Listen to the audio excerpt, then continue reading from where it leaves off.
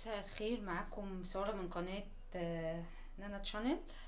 النهاردة طبعا غبت عن القناة فترة كبيرة، معلش سامحوني. فالنهاردة راجعه لكم فيديو جديد. النهاردة هنعمل ازاي نحول المفرمة بتاعة اللحمة دي لمكنة بسكوت. دلوقتي محدش دلوقتي قادر، في ناس ما بتبقاش قادرة ان هي تستخدم مكنة البسكوت واللف والكلام ده كله. فالحاجة الحديثة طبعا اللي بيقدر هيستخدم مكنة البسكوت.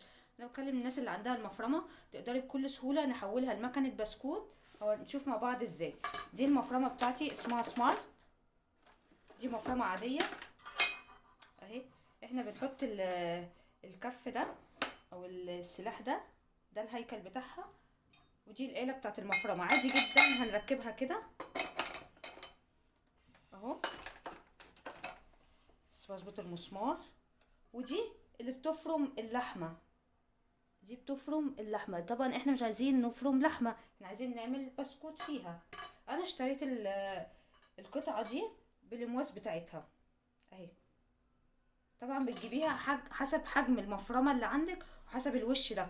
انا خدت الوش ده معايا وانا بشتري.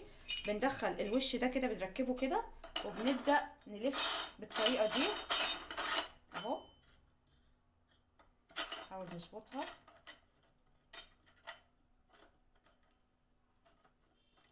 اهو. بصوا كده المكنه ركبت، واضحه متهيألي كده في الفيديو. وببدا ادخل الموس اللي انا محتاجاه، الوش يعني الشكل اللي انا عايزاه اهو كده، الطريقه اللي انتوا شايفينها اهو.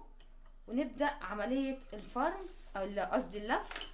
بندوس بقى على زرار المفرمة من هنا اهو. بكل سهولة العجين بينزل. وبرضو هعمل لكم فيديو وانا بعمل البسكوت بيها عشان تبقى تجربة عملية تشوفوها، تقدروا تشوفوها وتحكموا بنفسكم.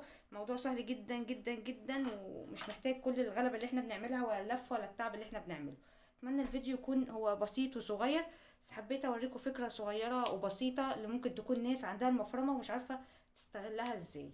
اتمنى ان انتوا تشتركوا في القناة وتفعلوا زر الجرس وتدوسوا لايك عشان يوصلكوا كل جديد.